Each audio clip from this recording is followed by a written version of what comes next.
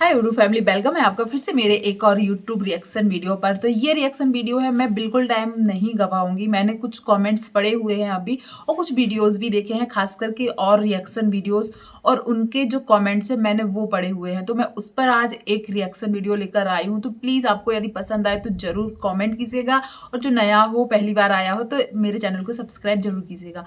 तो मैंने कुछ कमेंट्स पढ़े हैं कि जो अभी स्नैपी गर्ल्स हैं उनकी अपने ससुराल वालों से बात हो रही है, पर मुझे जहां तक पता है बात हो रही है, और वो भी अच्छे वे में नहीं, कुछ गलत ही वे में। मतलब समझ रहे हैं, वही समझौता, लड़ाई झगड़ा, या अंशु ने ऐसा क्यों किया, इन सब बातों पर बात हो रही है। कमेंट्स पड़े हुए हैं, और किसी का देखो, मेरे पे तो अभी उतने कमेंट्स नहीं आते, पर मैं बहुत से रिएक्शन चैनल भी देखती हूँ और उन लोगों के ब्लॉग भी देखती हूँ। वैसे कहा जाए तो अंशु का उस दिन से ब्लॉग आया ही नहीं है जब वो शिवपुरी गई थी, उसके बाद से अभी ब्लॉग नहीं आया है। सबकी नजरें हैं कि आखिर सपना ने जो जो बात बोली अंशु के ब्लॉग के बाद, सपना ने जो रिप्लाई वीडियो बनाया था जिसमें अंशु के बारे में उन्होंने बहुत कुछ बोला कि अंशु तुमने ऐसा टॉन्ट क्यों मारा, ताना क्यों मारा, मुझे ऐसा क्यों बोला, मेरे वजह से तुम थोड़ी सी पूरी छोड़ कर आई थी।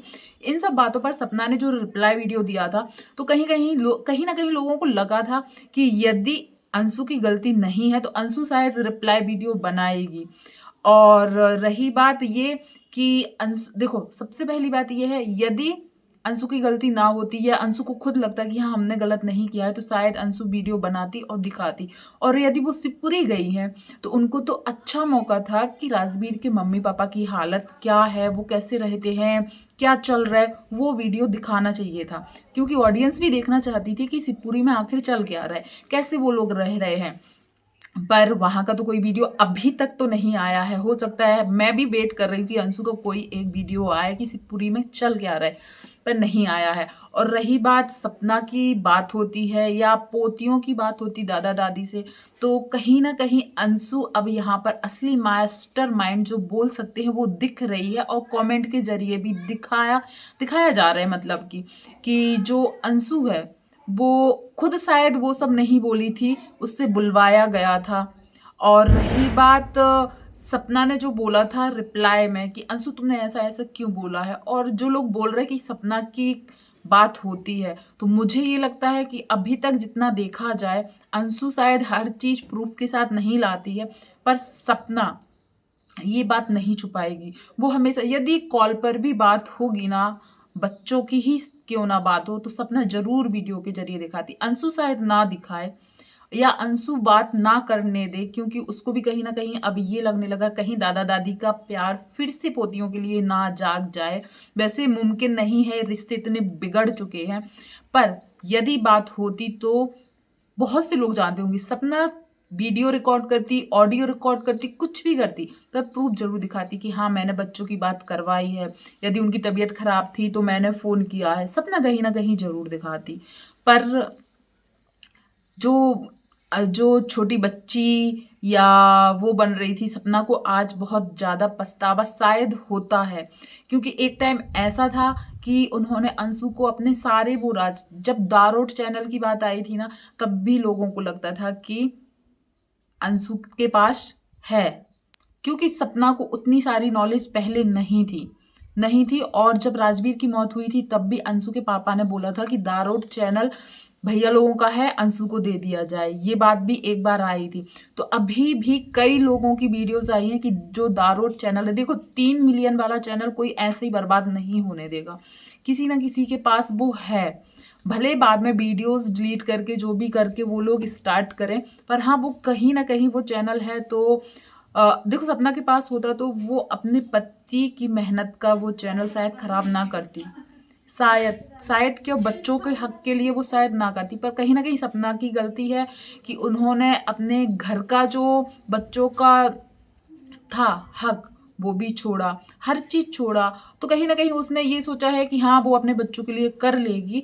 और यदि आज भी लोग उनको बोले कि अपने हक के लिए लड़ो, तो सपना को कहीं ना कहीं ये डर रहता है कि कहीं उनकी जान के लिए खतरा ना हो जाए, प्रॉपर्टी के चक्कर में कहीं बच्चों की जान को या मेरी जान को खतरा ना हो जाए। तो शायद इसलिए सपना इन सब में नहीं पड़ना चाहिए। और एक साइड से अच्छा भी है, वो शायद कर लेगी अपने बच्चों के लिए। और सबसे अच्छा तो सपना ने ये किया है कि उन्होंने सबसे पहले अपने लिए एक घर ले लिया है, ताकि उनका अपना खुद का एक घर है। कोई नहीं बोल सकता है कि भाई ये मायके वाला घर है, ये ससुराल वाला घर है। उसने खुद का अपने बच्चों के लिए एक घर ले लिया है। पर हाँ, एक है कि अब सपना को सोच समझ कर चलना चाहिए, क्योंकि बच्चों की जिम्मेदारी पूरी उनके ही ऊपर है। और रही बातचीत होने की, तो मुझे लगता है कि यदि बातचीत होगी तो सपना जरूर दिखाएगी।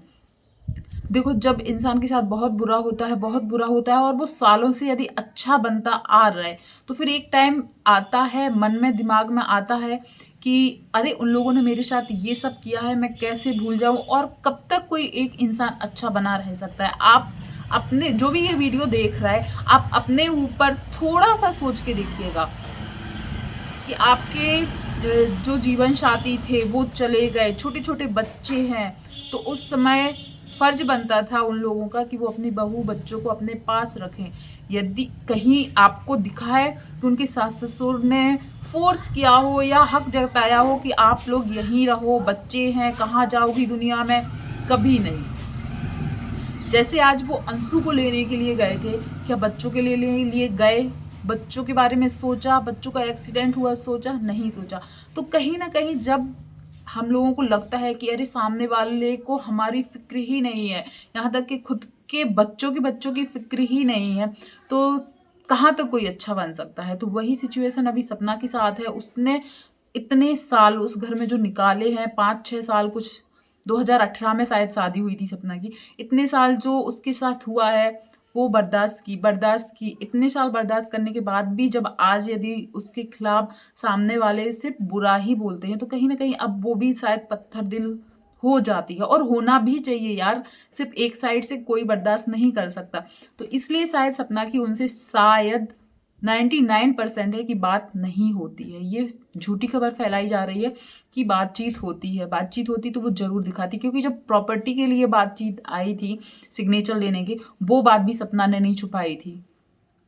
हो सकता तो सपना छुपा सकती थी कि हाँ आए थे वो लोग और सिग्नेचर करने के लिए, ये वो कुछ नहीं बताती। उसने ज़्यादा वीडियो भी रिकॉर्ड नहीं की थी, आप लोगों को पता होगा, नहीं की थी। तो यदि जो लोग बोल रहे हैं कि सपना की बातचीत होती है, मुझे लगता है कि बातचीत नहीं होती। यदि होती तो सपना जरूर दिखाती। और आप लोगों को क्या लगता है, सपना जो अभी कर रही वो गलत है या सही है? प्लीज़ ज़रूर कमेंट कीजिएगा। क्योंकि देखो, सबसे ज़्यादा ज़रूरत सपना को अभी सपोर्ट की है। मानती हूँ उसकी एक अच्छी यूट्यूब फैमिली है, पर उसका जो इनकम का सोर्स है वो यूट्यूब ही है। तो हम सबका साथ, पब्लिक का साथ सपना को रहना चाहिए। देखो, भगवान का साथ तो चाहिए ही है, और साथ में यदि इस दुनिया में रहना है तो एक सोर्स होना चाहिए जिससे वो आय कर सके, इनकम कर सके। वो यूट्यूब ही है अभी उसके लिए। क्योंकि साड़ियों का बिजनेस जो उसने शुरू किया था वो ग्वालियर में किया था। अभी जो वो यहाँ पर आई है, यहाँ पर उसने कोई भी अभी ऐसा बाहरी जो एक अलग से इनकम का सोर्स, उसने ऐसा कोई काम स्टार्ट नहीं किया है। सिर्फ यूट्यूब पर ही अभी वो डिपेंड है। तो हम सबका भी फर्ज बनता है कि एक औरत इतनी परेशान है, उसको हम लोग सपोर्ट करें और आगे बढ़ाएं। और आप लोगों को क्या लगता है कि जो कुछ हो रहा है सही हो रहा है या नहीं हो रहा है? तो प्लीज़ ज़रूर कमेंट कीजिएगा। धन्यवाद।